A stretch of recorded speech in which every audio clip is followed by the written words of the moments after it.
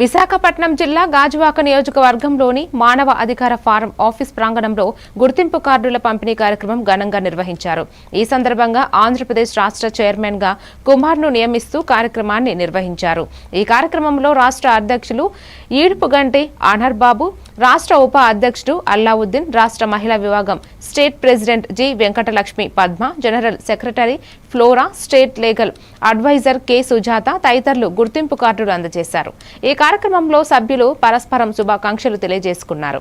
మానవ హక్కుల పరిరక్షణ కోసం కృషిని మరింత బలోపేతం చేస్తామని ప్రమాణం చేశారు.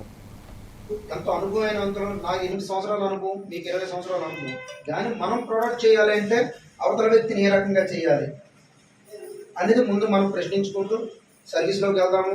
నా సర్వీస్ అంటే నా ఒక్కరిదే కాదు, మేము సర్వీస్ చేస్తే, నా తరపు సర్వీస్ చేస్తే ఎలా ఉంటుందో కుమారయ్య గారికి తెలుసు, కొంతమంది అందరికీ తెలుసు. ఒకరోజు హైదరాబాద్లో చేసాం, భీములు పిఎస్లో చేసాం, తెలంగాణలో కూడా చేసి తీసుకొచ్చి వైజాగ్లో కూడా సెటిల్మెంట్ మానవత దృక్పథంతో కానీ మానవత మనం రూపాయి తీసుకోవడం చేసాం. మా మీద నుంచి వాళ్ళందరినీ తీసేస్తారంటే ఇందులోకి రావడం జరిగింది. ఏ సంస్థని మనం తెగపరిచినట్టు ఎప్పుడు మాట్లాడలేదు. మనకు అది వద్దు. మన పొలం కోసం మానవ అధికారి ఏదైతే ఉందో మనకి ఐడి కార్డు ఇచ్చారో దాన్ని మిస్యూజ్ చేయకుండా 100% దీన్ని ముందుకు తీసుకువెళ్దాము. ఈసారి ఎజెండాగా కుమార్ గారు సెలవుకి వెళ్తా ఊరెళ్తా ఆ ప్లేస్లో ఏమన్నా డీటెయిల్ చేద్దాము. మళ్ళీ మనందరం కలిసికట్టుగా పనిచేసి ఇంకొద్దిగా సలహా తీసుకొని సూచన చేసి ఇంకొద్దిగా అభివృద్ధి చేద్దామనే ఆలోచనతో మళ్ళీ రావడం జరిగింది.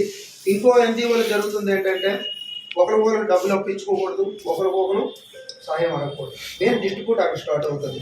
ఎక్కడ స్టార్ట్ అవుతుంది? ఫైనాన్షియల్గా డబ్బులు అడగడము, 2 మనం చెప్పుకోవడం. గణపతి వ్యక్తి గారిని అన్నారంట, వెంటనే ఫోన్ చేసి ఆయన సమయాన్ని కేటాయించి గణపతి రెడ్డి నేను కూర్చోబెట్టాలి, కుమారకి ఏ సందర్భంలో రా అన్నాడని దాని మీద మనం పర్యవేక్షణ చేయాలి. మనలో మనకి అండర్స్టాండింగ్ లేనప్పుడు అభివృద్ధి ఎలా చెందుతుంది అనేది మనం ఆలోచన చేసుకోవాలి. ఆ మాట ఎందుకు వచ్చింది, అలాంటి ఖండించుకుంటూ వెళ్ళాలి. ఎవరి మీద కూడా ఒక ప్రాబ్లం అనేది క్రియేట్ చేయకూడదు. మనందరం కూడా ఒక కుటుంబ సభ్యులుగా